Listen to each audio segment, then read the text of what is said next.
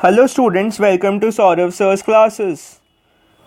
The question is to read the passage below and answer question number 61. So first we'll read the passage. Taking a picture with a camera is making a decision about composition. It means how you choose to frame the picture you are about to make. Many books have written about composition, and while no two people are likely to frame the same scene the same way, there are some general guidelines that can help you improve your photos and make them better. First, you need to decide while composing a picture what your subject is. Of all the things you see in front of you, which one is the reason for your taking the photo? Once you have answered the question, you can begin to work on how best to show that subject. The rule of thirds is a guide to help you do just that. When you look through your viewfinder or at the LCD screen, imagine a tic-tac-toe grid over the scene. These grid lines are a guide to help you frame your image and won't show up in your final picture.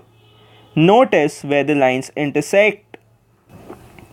The rule of thirds suggests that these points are the best places to position your subject.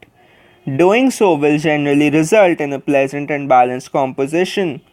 Try moving your camera so your subject appears where two of the lines meet. The subject doesn't have to be directly on the intersection, but somewhere close to it. Try a couple of different compositions to find the one you like best. These same grid lines can help you to keep your horizons level and the vertical elements in your photo straight.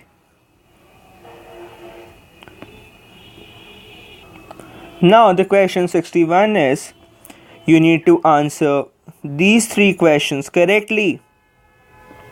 Using the rule of thirds, you can compose your picture as you wish, or similar to others, or three that looks better.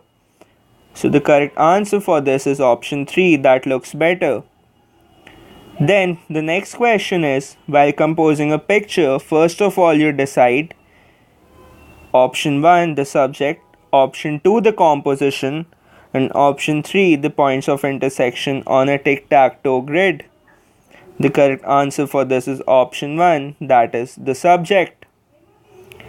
And question 3, how many points are arranged by the rule of thirds to place your subject?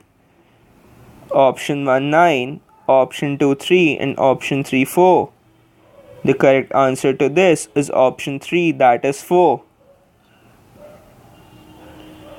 So the correct answers to 1, 2 and 3 are option C, that is 3, 1 and 3 respectively.